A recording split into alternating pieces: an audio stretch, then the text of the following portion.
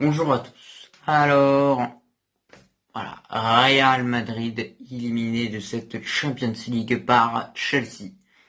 Voilà, donc il y a beaucoup de frustration, il y a beaucoup d'énervement, il y a beaucoup de colère, voilà, que j'ai tout simplement. Mais c'est un match où réellement t'es impuissant. Voilà, je vous dis dans cette vidéo, alors peu de montage, c'est vraiment un débrief comme ça, faut l'écouter, faut regarder. Et puis tout ça, voilà, ça va pas être un débrief, analyse, tout ça. Non, là, je vais dire mon avis sur la compète, le parcours du Real et tout ça. Parce qu'il y a des choses que certains doivent pas oublier par rapport au parcours du Real et que déjà voir le Real en quart de finale, c'est un exploit. Donc voilà, juste pour vous dire. Real Chelsea, bah voilà, je suis vraiment très frustré, très fâché de la part des joueurs, en fait, tout simplement du Real Madrid. J'ai l'impression d'avoir revécu le match aller, mais exactement le même match en fait.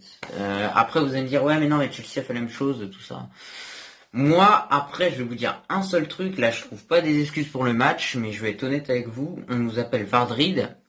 Or qu'est-ce qui se passe aujourd'hui? L'arbitre est complètement avec Chelsea, il faut arrêter. Alors oui, parfois il y a des fautes de Nacho, des tacles arrière qui met juste un jaune. Mais au bout d'un moment, ça fait deux trois fautes pour le Real au début du match, il met rien. Ensuite, t'as Ramos, il arrive, il dégage l'autre puisque l'autre il le colle. Logiquement, c'est celui qui le colle qui devait prendre le carton, il la met à Ramos. Voilà, c'est comme ça. Et d'ailleurs, on va évoquer le cas Ramos après. Voilà, c'est un débrief où je fais un mix, je mélange tout, tu vois. Donc désolé en tout cas, j'espère que ça va te faire plaisir de revoir ça, mais moi je suis très frustré. Mais ok, il y avait un mauvais arbitre. Ok, c'est celui qui nous a éliminé en huitième puisqu'il a mis un rouge à Ramos pour rien. Mais c'est pas grave. C'est pas grave. C'est comme ça, c'est la vie, c'est le football. Et moi, j'ai envie de vous dire un truc. Pourquoi Chelsea mérite de gagner ce match? Puisque eux, ils ont mis une tactique réellement bien. Ils ont mis la meilleure tactique pour nous faire mal. Sauf qu'ils n'ont pas réussi malheureusement parce qu'il y a eu Courtois. Et s'il n'y a pas Courtois, aujourd'hui, je crois que tu t'en manges 5. Donc voilà, tu t'en manges 5. Je vous le dis direct. Et voilà. Et franchement, moi, je vais vous dire un truc. Ramos, je croyais que c'était un non-joueur. Vraiment. Et je sais pas ce qu'il a fait, mais c'est horrible. Franchement, c'est horrible. Moi, j'aurais préféré faire jouer Miguel et mettre Nacho Militao ensemble en défense, parce que Ramos avait clairement pas le rythme, clairement pas. Donc, faut qu'il joue. Est-ce qu'il va jouer ce week-end contre Séville? On sait pas. Voilà, la Liga est encore là, en tout cas, ça on est sûr. Hein. Mais voilà, espérons du coup une défaite de l'Atlético ou un match nul. Hein. Mais bon, la Liga est encore là. Après, on est proche d'une saison blanche où tu pouvais gagner deux trophées, bah tu t'en perds un sur les deux. Forcément, pour la confiance, ça va faire mal. Mais en plus de ça, c'est une défaite. Voilà, en plus de ça, c'est une défaite. T'étais sur une série de d'à peu près 19 matchs, excusez-moi, attaque. 19 matchs sans défaite, et là tu perds. Donc ça fait mal, c'est dur, c'est comme ça, c'est le football. Après, j'ai envie de vous dire, Chelsea marque leur premier but. Le premier but, c'est purement de la chance. Faut arrêter. Les gars, faut arrêter. Le premier but, c'est de la chance. Ok. Mais après, ils ont continué d'attaquer et de nous faire mal en contre. Mais honnêtement, la tactique qu'ils ont utilisée, c'est une tactique que moi, je déteste. Et que le Real ne sait pas faire parfois quand il faut le faire. Voilà. C'est-à-dire à la technique, tu défends à 1000 derrière, et tu laisses deux flèches devant, puis bam, bam, bam, t'attaques, tu vois, tu t'enchaînes. Et croyez-moi que, franchement, j'ai peur, hein, j'ai peur. J'ai peur qu'un joueur du Real se soit blessé, que ce soit Mendy ou Ramos, parce qu'ils ont pas de rythme. Et voilà, parce que franchement, waouh. Mais clairement, il y a un truc qu'il faut retenir dans ce match, le Real a besoin d'une nouvelle recrue offensive. Hein. Moi, je vois pas d'autre chose. Hein. Mbappé, il le faut. Hein. Alors, on va revenir sur le match de Hazard. Alors, Hazard, je sais pas ce qui lui est arrivé en première mi-temps invisible. Deuxième mi-temps, je sais pas, il a dû se faire un petit peu remonter. Il s'est réveillé. Mais si tu te réveilles dès le début, mon petit Hazard, bah, tu fais pas ce match-là. Hein. Donc voilà.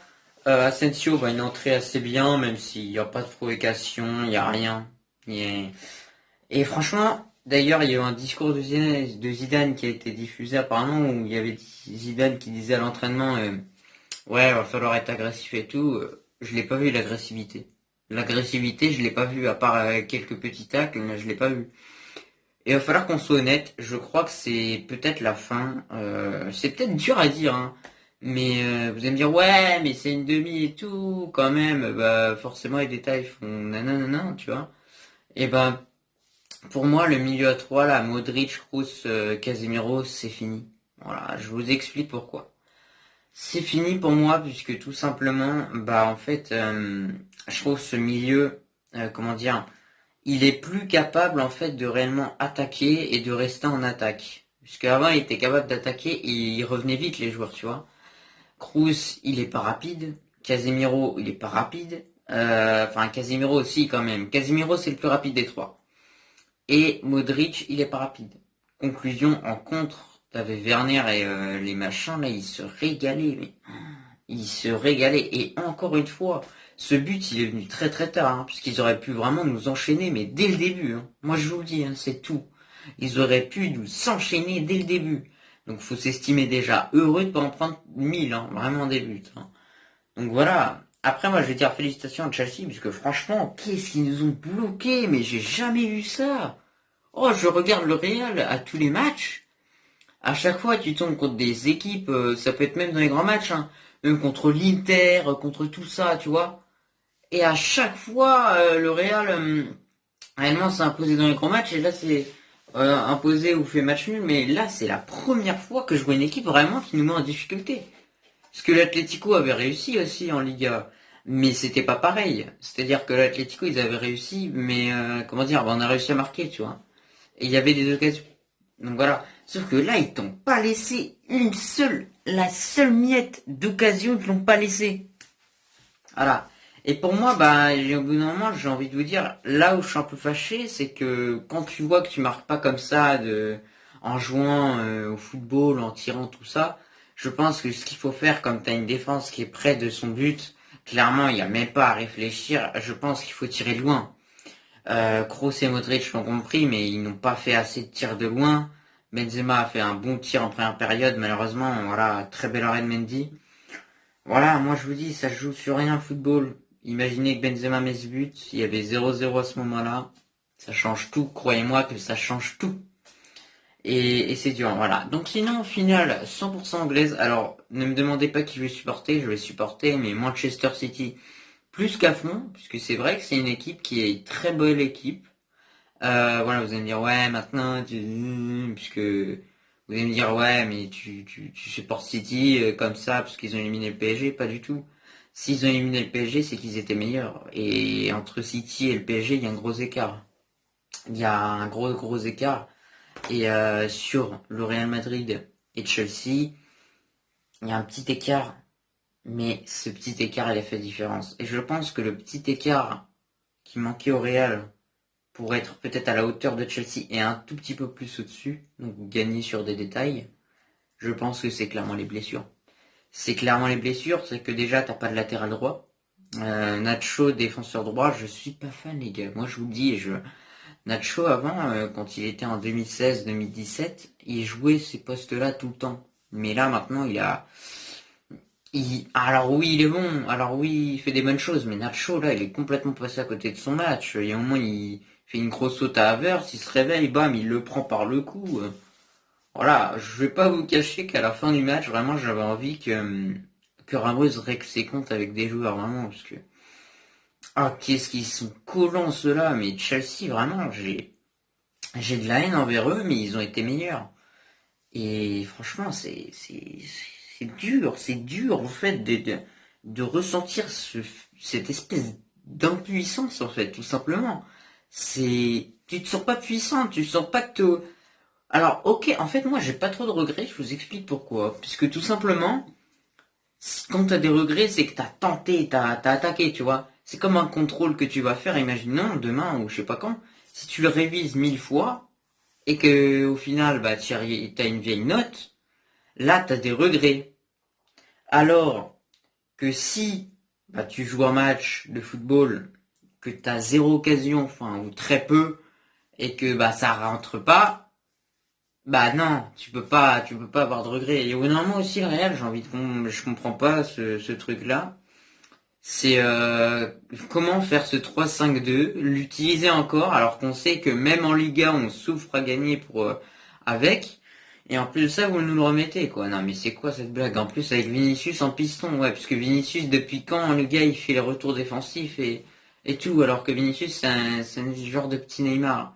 Et pour moi, Vinicius, il doit pas être titulaire aujourd'hui, ça doit être Asensio. Asensio, il a un poil, un tout petit poil d'expérience de plus, mais peut-être que Asensio aurait fait la passe, le centre parfait pour Benzema. Voilà, faut vous le dire. Donc voilà. Donc est-ce qu'il y a des regrets? Non, moi j'ai pas de regrets. Félicitations à Chelsea. Ils ont été meilleurs. Sur les deux rencontres, ils ont été meilleurs. Faut être honnête un peu. Faut arrêter de... Voilà. Déjà le match aller, s'il le gagne pas, c'est un miracle. Voilà, le match retour là, c'est un miracle. Ils en mettent que deux, j'ai envie de vous dire. Mais voilà, c'est une belle équipe. Ils ont clairement montré qu'ils étaient au-dessus. Et alors, juste Tuchel, franchement, ce gars c'est un monstre. Je me dis comment il était au PSG à Paris avec des meilleurs joueurs qu'il a à Chelsea actuellement, et il n'a pas réussi à construire quelque chose. Voilà. Puisque faut vous dire que Tuchel, il a réussi à construire un vrai effectif solide et tout ça là, juste en partant de quoi? En partant de joueurs comme Rudiger. Rudiger qui était, tu te rappelles, dans les épisodes de Mais qu'est-il arrivé à Rudiger? Non, il y a pas longtemps, il était dans ça, tu vois, dans My Goal. Et pareil pour Aspilicueta. T'en as plein, Christensen. Tous ces joueurs-là, tu les sentais perdus. Chelsea voulait les vendre. Et lui, il les a transformés en Ramos, en je sais pas quoi. En fait, ils ont pris les pouvoirs de Ramos, j'ai envie de vous dire.